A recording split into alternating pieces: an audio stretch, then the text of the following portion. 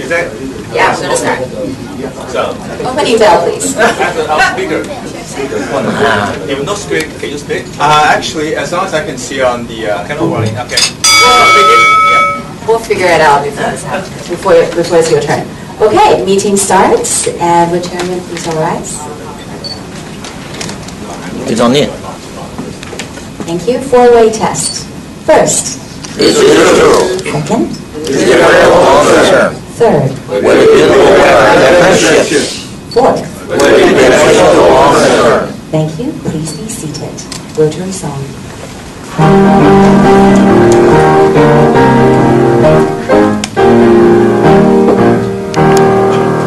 Our feet in our life, the sails rotary. Our feet in our life is not only in sea. From north to south, from east to west, Iran, his ones will serve the best. Our feet in our life, the sails rotary. That just proves that we all memorize the song. That's very good. Okay. Thank all right, you. Bertle. Yep. Yes. Okay, good afternoon, everyone. Today, we just only have two guests. The first one is the speaker, Mike Xu, and the second one is X-ray. X-ray. Yeah. 台中西屯社长。Thank you. Rotarian, visiting Rotarian, please rise.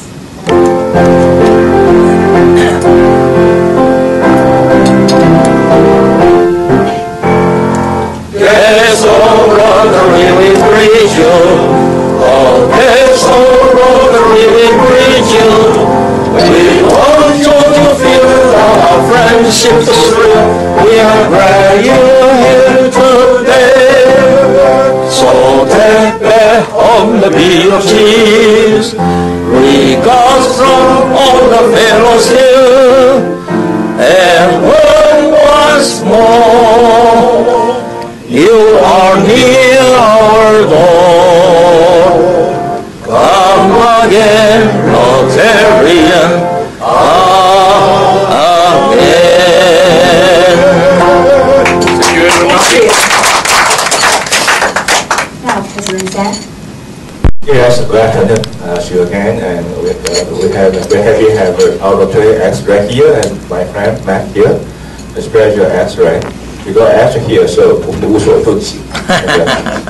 okay. So I have three couple things to announce. Of course, first I thanks EP John and our BBF and BB Juice. They went to Philippines and complete their mission. Okay, I know it's very tough. It's a long journey. Okay, and of course they signed an agreement for us at Philippines with our sister club. Okay, that's a wonderful thing. Okay, we may arrange maybe next time speech, give you 10 minutes speak and tell about this journey. Okay, thanks, Evan. Second, our district conference will hold on this weekend. Okay, next weekend. Next weekend. And that, sorry, my time is go fast because I'm very anxious about that. Okay. At Doha University. Okay. So I hope see you all there. And third is first outing has approved by board meeting. Is arranged by fire.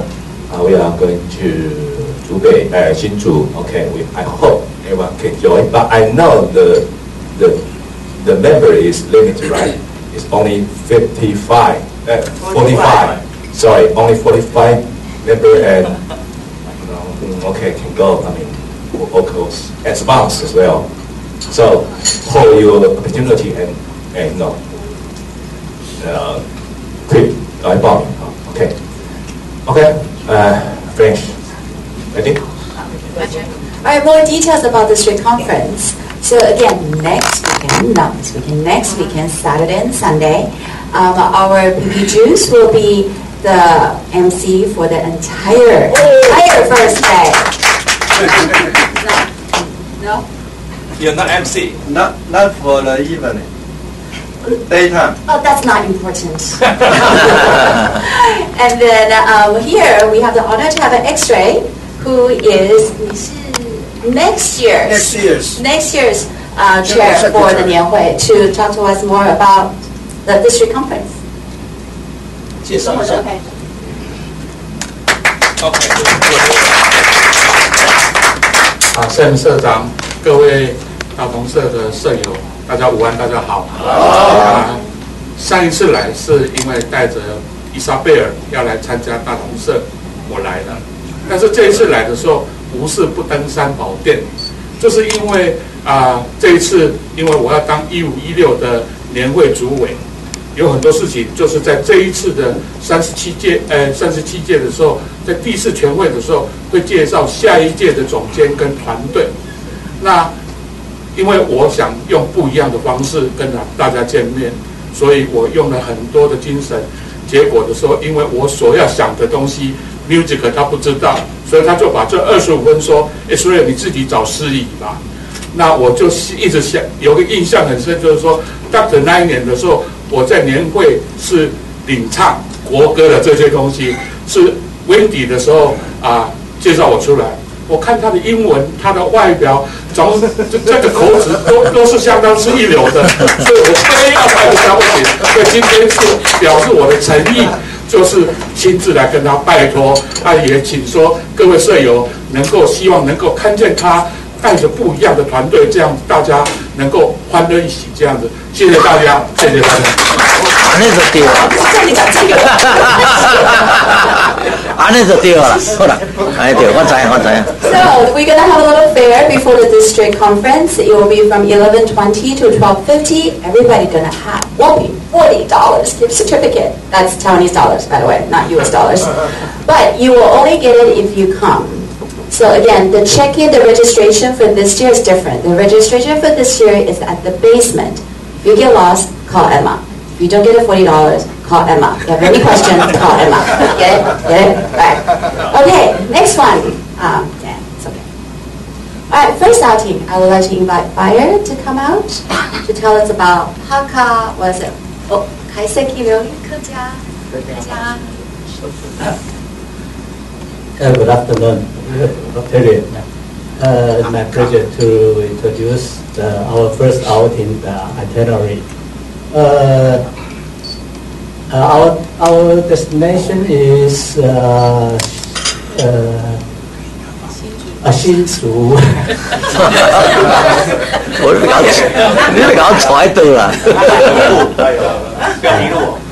对啊，我们那个用中文讲会比较顺一点。好了，不好意思啊。用客家话。我会讲客家话。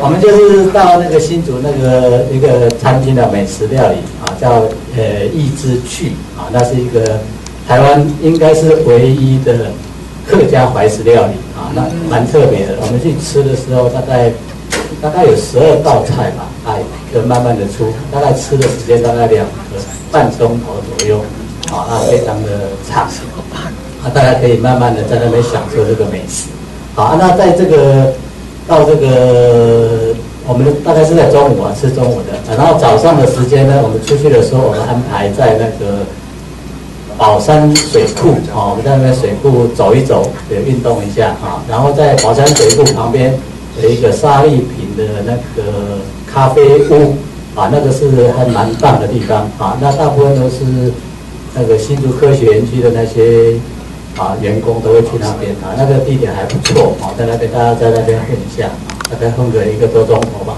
混。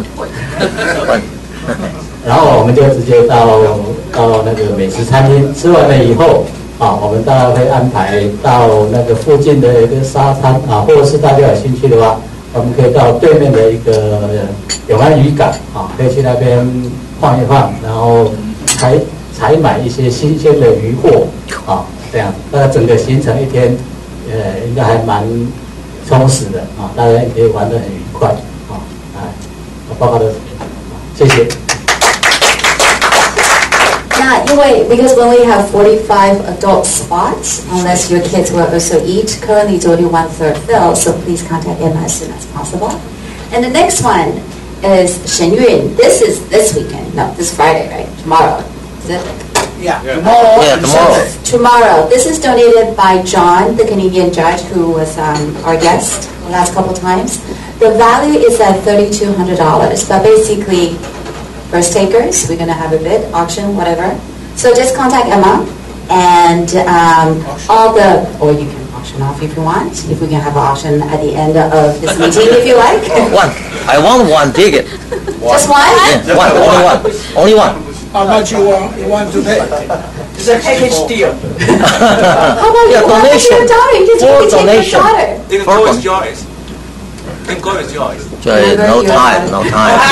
Only one. If nobody wants it, if there's others want to, then I give up. All right. Okay, good. Anybody else? Well, contact Emma. So that's that, and I think that's basically it, right? So now I would like to ask President Stan to introduce our speaker for today. Yes, I have to say that and 那个神韵哦 ，OK， 我跟主说明嘛。你要说你睡着了吗？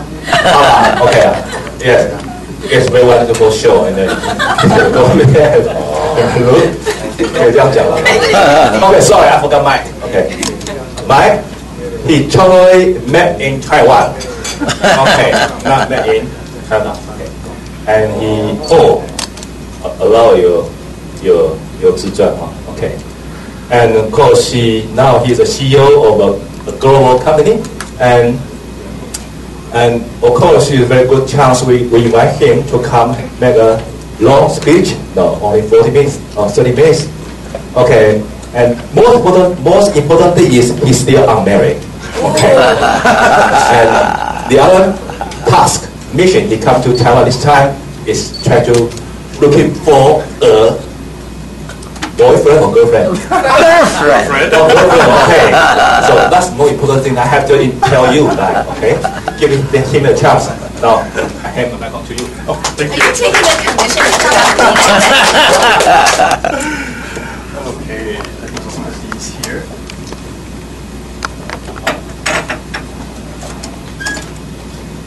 Good afternoon, everyone. My name is Mike Su. I'm very happy to be invited to your Rotary Club today to be one of the speakers. And today, I'm actually very excited to share one of the, personally, I think is a very exciting topic that everybody might, at the end of it, find some information out of it. And I'd like to share that with everyone. Now, today my topic is actually quite simple. It's our air pollution crisis versus the wood pellet biomass industry outlook. Now, this is very important as we go through the presentation. Hopefully, we can shine some light on how the current world governments are utilizing the usage of biomass and to reduce the air pollution problem as we're going to go forward. I'll hold on. If you have any questions, you can ask me at the end so that I can keep my time at 30 minutes. I tend to overtalk a lot. All right. Now, of course, before we start, there's always some general disclaimers. I'm coming from SMG Biopower. I'm the Chief Operating Officer for that particular company. And the disclaimer is very simple. This information, we're using it based on our information, and any forward-looking information is just projections that you can find on regular internet. Okay, so please, if you do choose to use this information, use it at your discretion. Okay. Now today, let's dive right into the air crisis today. Okay, now in Taiwan, it's not so bad. If anyone here has ever been to China recently, you'll know that as you're descending from the airplane, from the sky down to the airport, really you can't see anything. Okay. And a couple, actually, I'm very serious. A couple months ago, in China's their new major news station, okay, they were saying that pilots today flying into China, they are required to learn how to land a plane blindfolded. Oh, good. No, I mean, that's just the reality today. Now, a lot of people, they attribute the so-called causes of air pollution. Now, we know there's cars, we know there's cows as well. Okay, cows, they do actually produce a lot of gases that gets trapped in the environment. Okay, but more importantly, the number one most primary cause of air pollution is actually coal burning power plants. In addition, it's not just burning the coal that's polluting all the air. The actual act of mining the coal out, okay, is also producing a lot of air quality problems. As a result, I'm jumping ahead of myself, but if you can Google it. Okay, China, over the last 2-3 years, they have been shutting down over 2,000 coal mines across that nation. So it's one of the efforts that the President Xi Jinping is trying to reduce the air crisis. Now, why we are talking about this, especially for coal power pollution, this is from the Concerned Scientists of Union of Concerned Scientists in America. Okay. They know the number one polluter of our air pollution is through burning coal. Okay. It's not just producing carbon dioxide, CO2, greenhouse effect. Okay. By burning coal, you actually produce a lot more sulfur dioxide, which creates acid rain. Okay. Of course, nitrogen oxide, particulates. Particulates are extremely terrible, especially particulates 2.4. Okay. They actually get trapped in your lung and causes lung cancer. And in addition to all of those, what you get is added, well, I say bonus, such as lead, cadmium, and what's even worse is arsenic. Okay. So all of these are through the burning of coal. Now, since we know that this is the major crisis or the major polluter of air pollution, countries, the governments around the world today, they are trying their best to find different alternative solutions. And as we know, most of us, especially here in Taiwan, recently there's another very major movement against the nuclear power. These are the most common alternative energy sources that different countries are using. But the problem, as we know with nuclear power, is we don't want another Fukushima happening here in Taiwan. And now, if you move down to wind power, sometimes when I visit Taiwan, I do drive when my family have a car for me to drive because I just can't drive in Taipei. Too scary. Okay, but when I do drive, and I take the highway down, you actually get to see there's some wind turbines that are along the coastline. Here's the problem. Okay, every time I drive by, 10 windmills, I only see 2 that's moving. Oh my God. That's very true. Next time, try to pay attention to it. Okay, this is not very dependable. Solar power. Well, solar power in Taiwan, especially in Taichung, there's a lot of sun, and if you keep on going south, but not every country actually have the luxury of a lot of sun. I come from Vancouver, Canada. Okay, Vancouver, we're known for 300 days of rain, or we call it Raincouver. I know, terrible joke. Okay, but solar power really is not that reliable when you don't have all that sun. On top of it, can you really imagine an entire city filled with solar panels? And what that will do to the city image? Not very pleasant to look at. So we move into hydropower, and this is one of the major things that we use in Canada, actually, especially in British Columbia. Okay, we have a lot of water. Canada actually have the largest source of fresh water around the world. Okay, that's why we actually have the luxury of using hydropower. But looking here in Taiwan, what do we have? We have a huge drought problem right now. Okay, you want to use hydropower is very, very, again, limited. Okay, so this is where most of the countries around the world, the governments, they are trying today to implement the usage of wood pellets and biomass. And all the things I was bringing earlier are the actual samples of the actual product of what a wood pellet is, or what a biomass or woody residue is. So we can talk a little bit more about what those are and where the sources can come from. So with all of these different options that's available outside in the market right now, we know the top 4, they're really not that dependable. And you can't really utilize them across all the different countries in the world.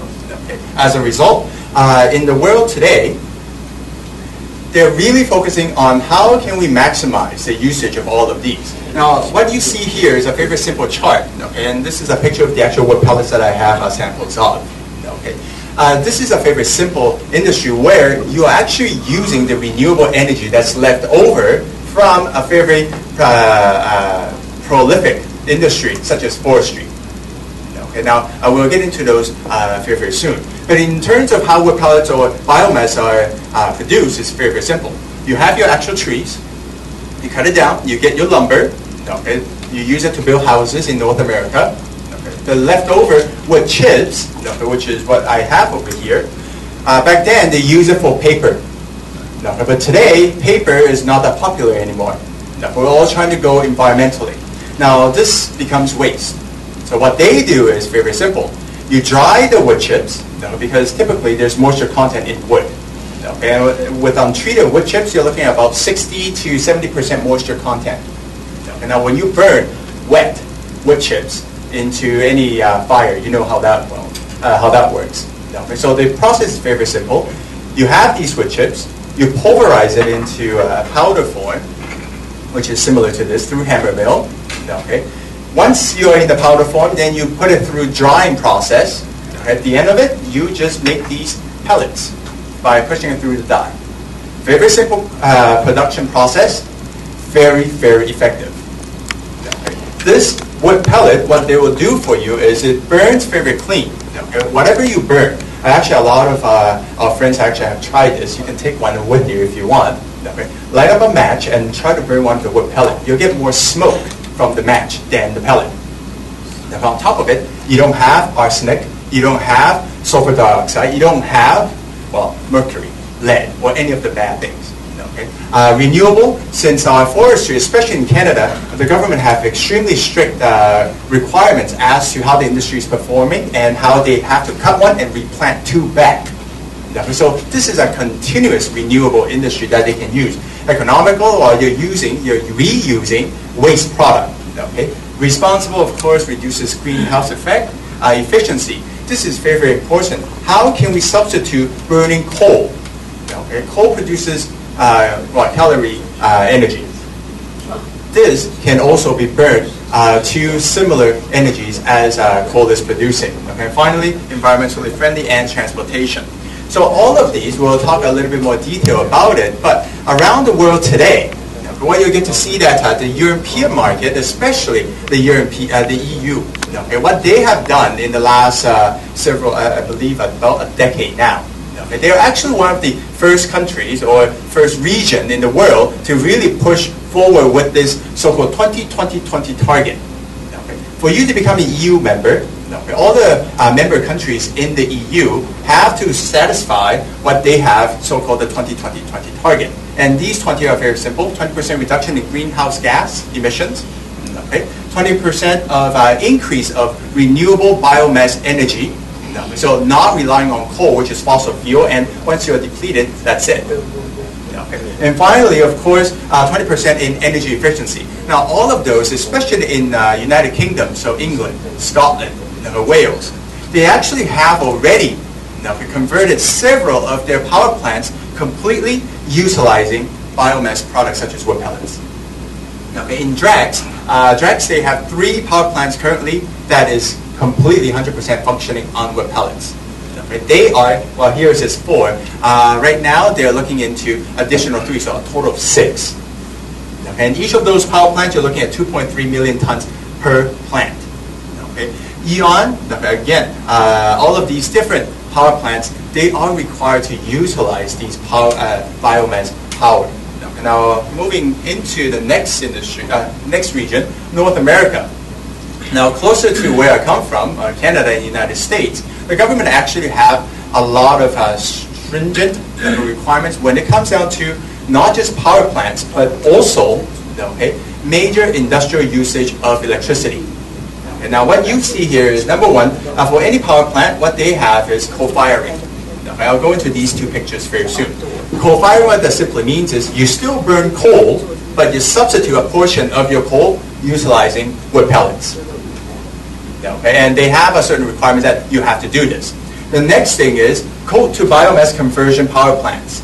Now, these 2 power plants are in Canada. Started in 2014. This is specifically in Ontario. This one's called Tikokan native language. What they have, Tikokan power plant. This one's Hudson's Bay power plant. These 2 started in 2014 because of government's regulation, just like the EU, the European market.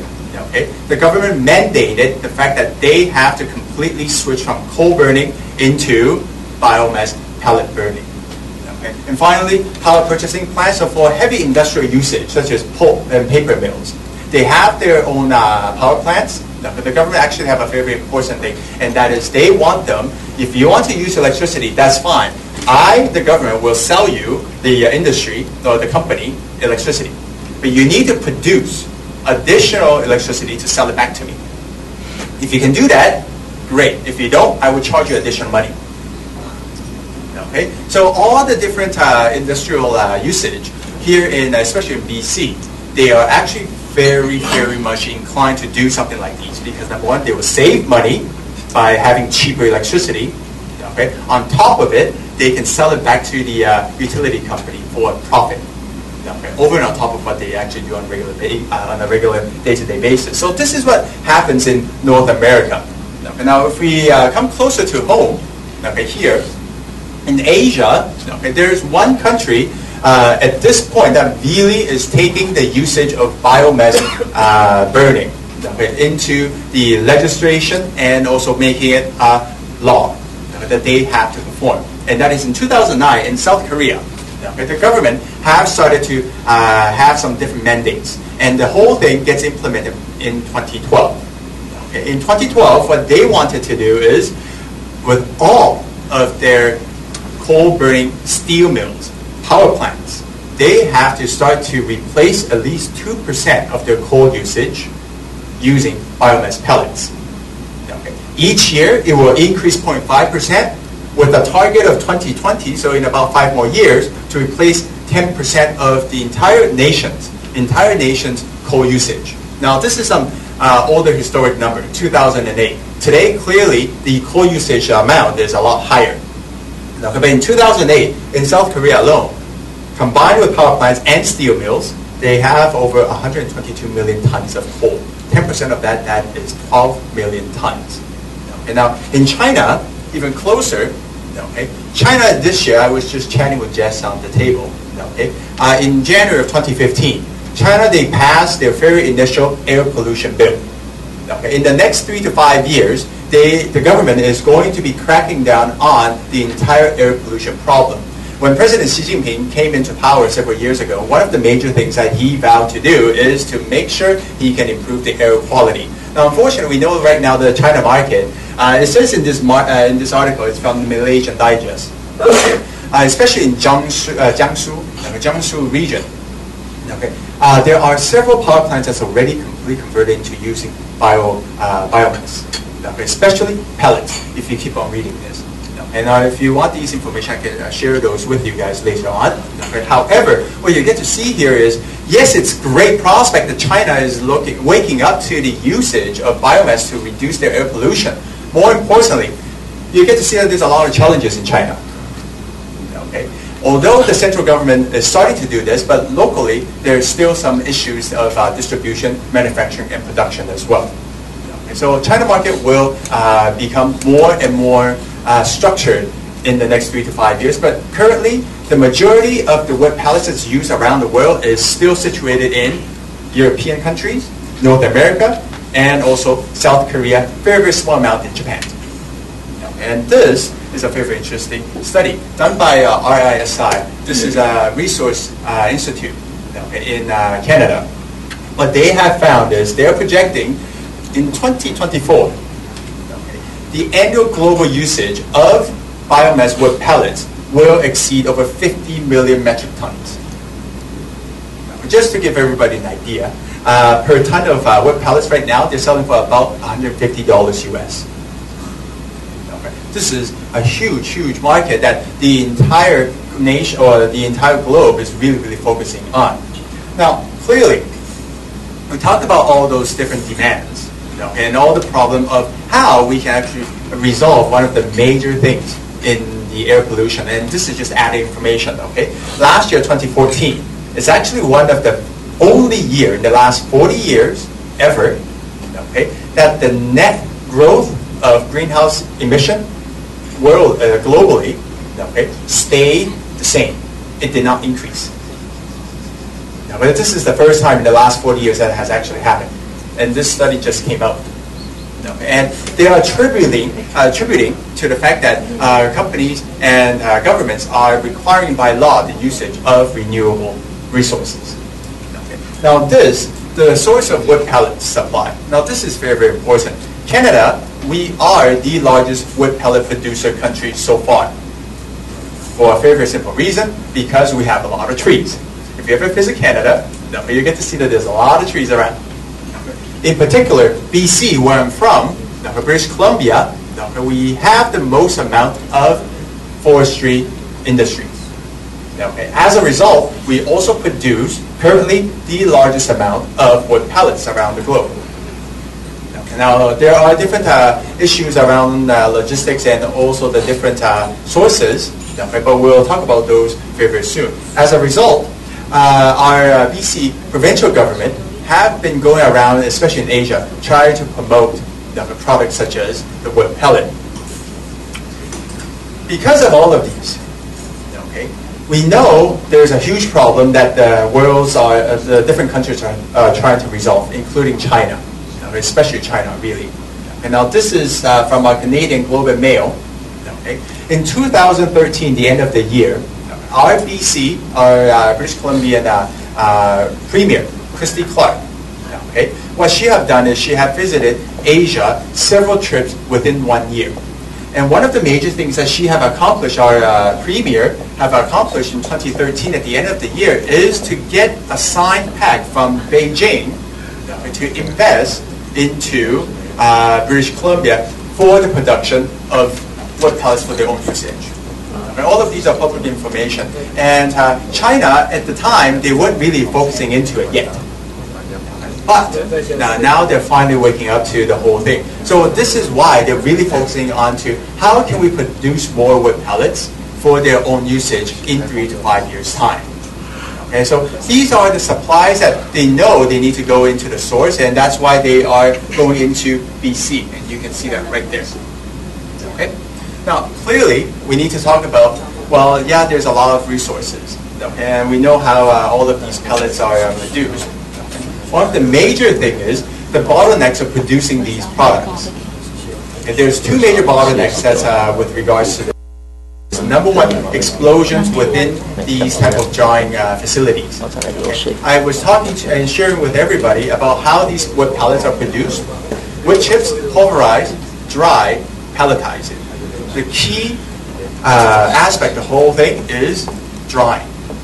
One of the major bottlenecks to this entire industry are explosions of these, what they call rotary drum dryers. These are massive. If I stand next to it, you won't see me. And the government is very, very much concerned about this because just last year, 2014, there was another pellet plant in BC that exploded, killing 3 people. So this is one of the bottlenecks that the industry is facing. The second bottleneck, is also very, very important, and that is our BC government, although they really like this industry, it makes a lot of money for them, they're also very, very concerned about, through the entire process of making these pellets, you will emit some gas. In 2012, they made it a law that you can only have 50 milligrams per 3 cubic liters of air emission discharge. Unfortunately, prior to 2013, there's no company in the world that can do that. So these two are the major bottlenecks of the entire wood pellet producing industry in Canada. As a result, what can we do? We know already the drying is one of the major aspects of the entire wood pellet producing process. So we know the key to biomass dryer is to, number one, low emissions. That's what the government is looking for. Higher thermal efficiency, lower electrical consumption, reduce operating costs. These two go hand in hand into reducing costs, and that's typically just for corporations, their bottom line. But the first thing is satisfying government's regulation. Second thing is improve safety. Our BC government actually have imposed sanctions on certain plants that exploded, wounding and killing their employees. So they have to meet these two very important things, improve safety and lower emissions. And ultimately, of course, from a business perspective, you also need to have a much smaller footprint when it comes down to these large drying machines. What we do, SMG Biopower, one of the things that we do actually control is one of the key drying technology that is patented around the world. Okay, and with this dryer, what it can do is it actually dries all these material, satisfying the government's emission regulation, and it doesn't explode. Okay, and the government really, really, really likes this. As a result, we'll talk about those later on. And this is just a comparison. Remember the picture with the explosion, the rotary drum that we were talking about earlier? Compared to the dryer that we have, that is the actual size difference. For one rotary drum dryer, you can actually put at least 4, hand in hand. Okay, and this is another very important thing that the government really are looking for. As a result, BC Bioenergy Network, this is our BC government subsidiary organization that was established to promote bioenergy. Okay, in 2013, first time ever, I've been in Canada for about 24 years now. First time ever that they actually gave out letter of support for dryer technology development. They understand the importance of this. Can you imagine our entire BC only produces 2 million tons of wood pellets last year. This year, government is aiming to increase that to hopefully fulfilling just the South Korean demand. South Korean demand already, they need to have 2 million tons. Right now, 95% of BC production goes to Europe. 95%. Okay. That's added 2 more million tons. In about 20 years later, so in 5 more years, South Korea alone, they will increase up to about 12 million tons. Now, again, $150 per ton for $12 million. This is why our Premier, Christy Clark, went to South Korea 3 times in less than 1 year. Okay. They really want to promote this. The other thing that we also do in our SMG Biopower is utilizing, remember what we talked about the power purchasing plant, where these companies are burning wood or biomass to produce electricity to sell it back.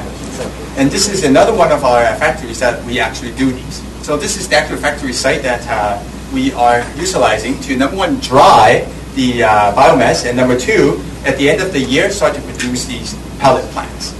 Okay. All of these are going in line with what the governments are really looking for, okay, of how to promote the usage of these. As a result, with our company, what we do is we have these different engineering companies that's working with us, and most importantly, okay, we have Bioenergy Network, which is our BC, okay, pseudo government regulator, okay, our Canada, Natural Resources Canada, and also UBC as well. Okay. These are the different partners that really wants to make sure that we can take the entire biomass product to reduce the overall air pollution problem as we move forward. Okay. So at the end of the day, okay, these in our air pollution problems that we're facing today, okay, the number one thing that the closest, or what we call the lowest hanging fruit, okay, is to utilize the already wasteful products such as wood chips that you can take a look later on. Okay. But in addition, another very important thing that we can continuously and exploring to do in Canada is to utilize other biomass, okay, supplies, such as there are several things that we are currently looking into with our company. Number one, the usage of things such as manure, okay, or sewage. Okay. You treat the raw sewage, okay, you dry it, that will also become biomass. And other very key aspect which our company is also looking into is how can we utilize the dryer technology to reduce the moisture content of low-grade coal. Okay. And this is why companies such as, organizations such as UBC, which is the largest university in BC, okay, and also the Natural Resources of Canada, they really want to make sure how can we promote a technology that can, and products that can ultimately take care, or well, I shouldn't say take care, but reduce our greenhouse emission to a point where it will be sustainable for our children and our future children and our future generations. Okay. And today, I'm very happy to be here to actually share with everybody what we do, okay, especially from the government's perspective, from an industrial perspective, and from the end user's perspective of all the different aspects of the biomass industry. Okay, thank you very much. Do we have any questions? Yes. You mentioned about the explosion Yes. during the drying out process. Yes. Is that because you generate hydrogen during the drying out process? Is that Very good question. The reason why this rotary drum dryer explodes is because of two major reasons. Number one, your fiber is dried in a very high pressurized container. Okay, so that's very high pressurized. Second thing, they use 700 degrees Celsius to dry the product. Now the problem is when you put 700 degrees Celsius with wood shavings, okay, very easily, okay, you won't just get a fire, you actually get explosions. Okay, so yes, of course, hydrogen does have a lot of things because you do need to have oxygen and combine everything. But the major cause is because of the high temperature and the high pressurized environment that nobody can actually go in there and check. Okay. These days in North America, we have at home, we have our washers and we have our dryers. Okay. Our dryers are just like a much smaller version of that.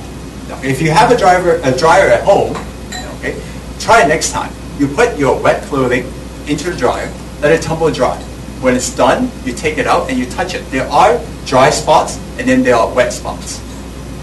Okay. Now you can't have wet spots when you are trying to make pellets. So here's what they do. They will dry the entire process, prolong it. For example, if it takes about an hour, they'll make it so that it burns for another hour and a half. Just to make sure that the consistency is there. And it's through that process, it's very easily to catch on fire. Yes? From your presentation, it seems it's a very interesting clean alternative power resource. What do you expect if everything goes smooth, the technology, everything?